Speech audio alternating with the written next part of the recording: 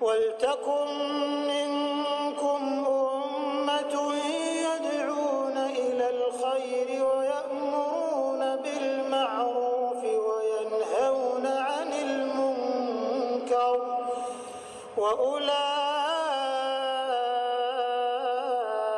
هُمُ الْمُفْلِحُونَ. Nah, teman-teman sekalian, meminta maaf, ya, berjanji tidak akan mengulangi kesalahan adalah sebuah hal yang sangat indah. Hal yang sangat indah. Kalau Anda berbuat salah lalu Anda mengatakan, maafin saya janji tidak akan mengulanginya. Itu luar biasa, sangat melunakkan hati orang di hadapan kita. Gitu kan? Makanya setiap orang buat salah, dia iklankan, dia minta maaf. Nah, kalau teman-teman mengatakan maafkan saya, itu kalau kepada Allah Subhanahu wa taala sama dengan Anda mengatakan astagfirullah. Istighfar itu permohonan maafnya. Kalau janji tulisan ikrar misalnya atau ikrar dengan lisan tidak akan mengulangi, itu namanya taubat. Jadi kalau teman-teman gabung astagfirullah wa atubu ilai, artinya ya Allah aku minta maaf dan aku janji tidak akan mengulanginya. Seperti itu. Nah, teman-teman sekalian, taubat ini perlu kita lakukan. Karena Nabi SAW sendiri sebagai pimpinan kita dan utusan Allah mengatakan, aku beristighfar dan bertobat kepada Allah sehari, setiap harinya 70 sampai 100 kali. Seperti itu. Apalagi kita gitu ya. Padahal Nabi SAW sudah diampuni dosa-dosanya, tapi masih seperti itu. Nah, taubat ini teman-teman indah sekali. Karena dengan taubat, maka semua kesalahan Anda dimaafkan. Plus lagi, fasilitas yang terhalang karena kesalahan Anda akan diberikan. Contoh misal Anda di kantor, Anda kerja. Lalu Anda buat satu kesalahan, misalnya telat datang, atau Anda tidak menyelesaikan pekerjaan atau apa saja. Lalu cara yang terbaik adalah Anda minta maaf dan Anda coba perbaikin. Anda ajukan permohonan maaf, Anda janji tidak akan mengulanginya, lalu Anda janji juga memberikan tanggalnya atau waktunya ya, the time-nya itu akan diselesaikan. Maksud saya waktunya akan diselesaikan pada hari ini atau pada jam ini gitu. Dan ini tepati itu. Maka saya yakin nanti perusahaan akan memaafkan kesalahan Anda dan akan mencairkan semua fasilitas atau memberikan fasilitas yang sudah dijanjikan. Karena Anda lakukan itu. Seperti kurang lebih itu rasionalnya orang kalau bertaubat. Seperti itulah. Allah Subhanahu wa taala memerintahkan kita teman-teman untuk selalu taubat. Ini adalah perintah dalam banyak ayat Al-Qur'an, gitu kan. Dalam surah An-Nur misalnya ayat 31, dan bertobatlah kamu sekalian kepada Allah hai orang-orang beriman agar kamu beruntung. Wa tubu ilallahi jami'an ayyuhal mu'minun la'allakum tuflihun.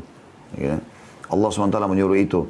Kemudian juga dalam surah At-Tahrim ayat 8 juga begitu. Hai orang beriman bertobatlah kepada Allah dengan taubat yang ikhlas. Ya. Alladzina amanu tubu ila Allahi taubatan nasuha. Jadi kan?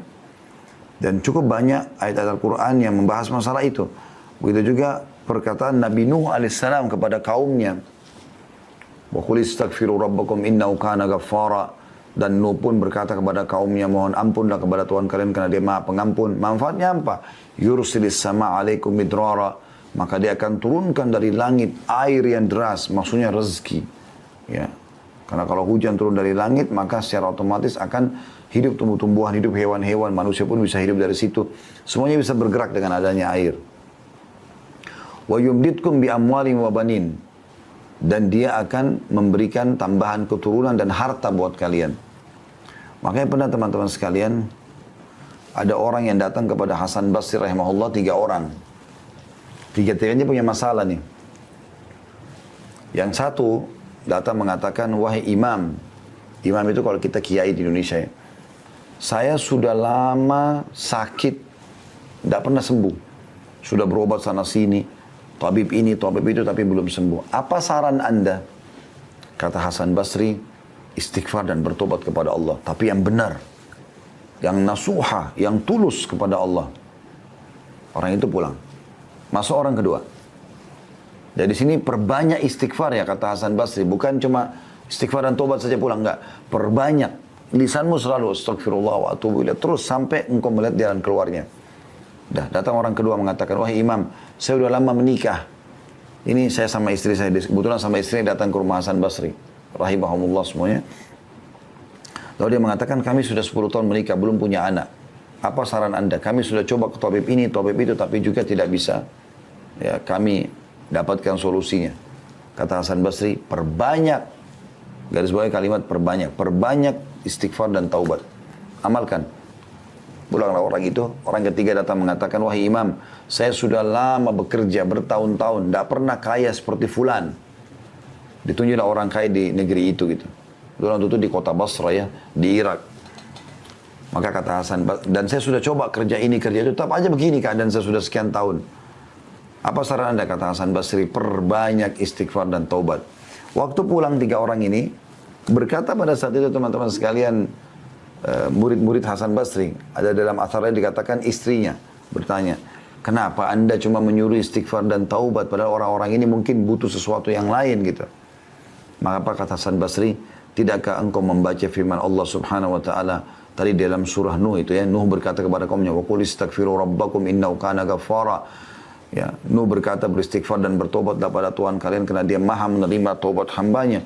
Yursilis sama alaikum midrara, maka dia akan turunkan rezeki yang banyak dari langit. Wa yumbitkum bi amwali wa banin, dan dia pasti akan menambahkan buat kalian harta yang banyak dan juga keturunan. Jadi luar biasa manfaatnya. Imam Nawawi berkata rahimahullah, para ulama telah sepakat bahwa taubat dari seluruh perbuatan maksiat adalah wajib hukumnya. Wajib dilakukan dengan segera dan tidak boleh ditunda, apakah itu dosa kecil atau dosa besar.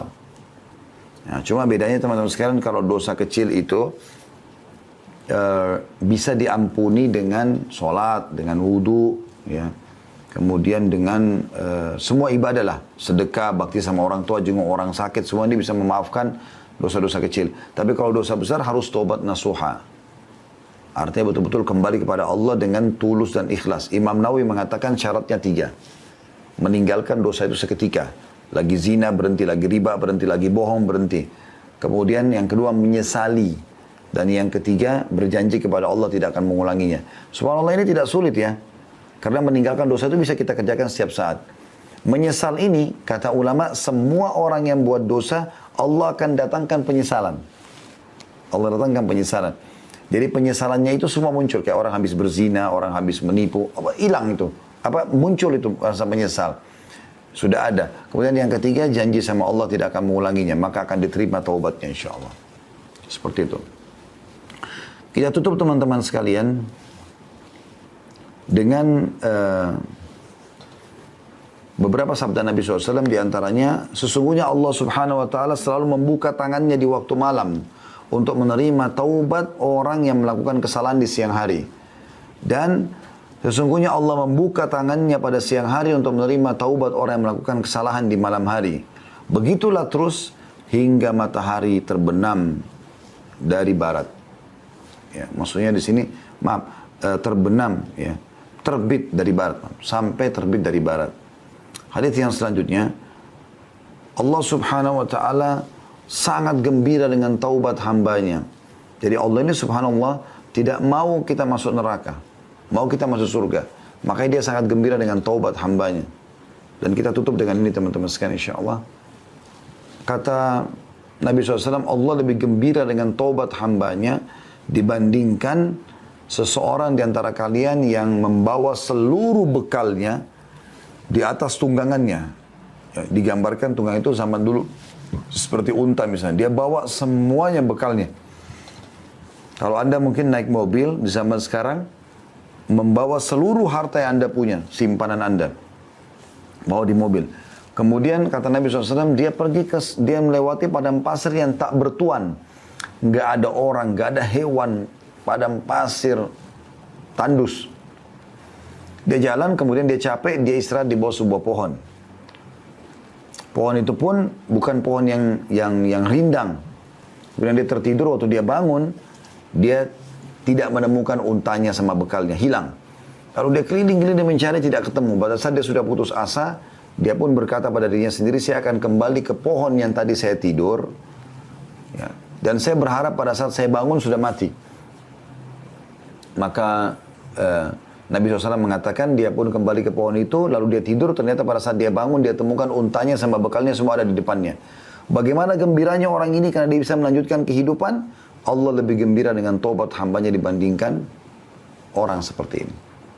Resep ini teman-teman sekalian, curhat dengan Allah Subhanahu wa Ta'ala dan bertobat dari dosa-dosa, dipastikan keduanya insya Allah dan masuk dalam judul kita akan menjadi penyebab utama semua urusan Anda dimudahkan oleh Allah Subhanahu wa Ta'ala. Allahu a'lam.